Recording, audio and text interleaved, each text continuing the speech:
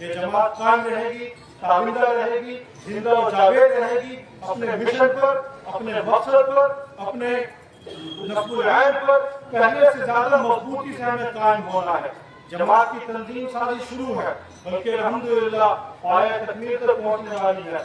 آئندہ برس جماعت کے نئے انتخابات کا سال ہے۔ ہمیں پہلے سے مضبوط ہو کر اپنے عزائم کو بلند کر کے، اپنے ہمتوں کو مزید زندہ و جاوید کر کے ہمیں جماعت کو بام عروج تک پہنچانا ہے، اور اس کو اپنے اکابر کے سامنے ہمیں کل قیامت کے روز سرخرو ہونا ہے انشاءاللہ۔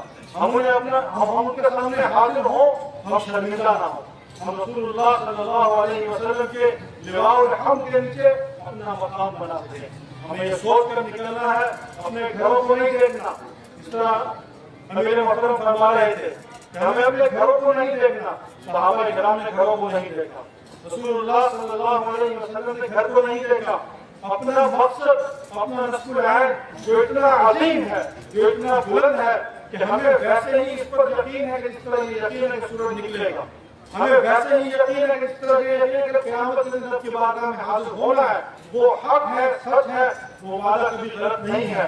ہمارا نصب العین بھی حق ہے اور سچ ہے، اس میں کوئی جھوٹ نہیں ہے، اس میں کوئی کمزوری نہیں ہے، اس میں کوئی دو نمبری نہیں ہے، بلکہ بالکل صاف شفاف ہے۔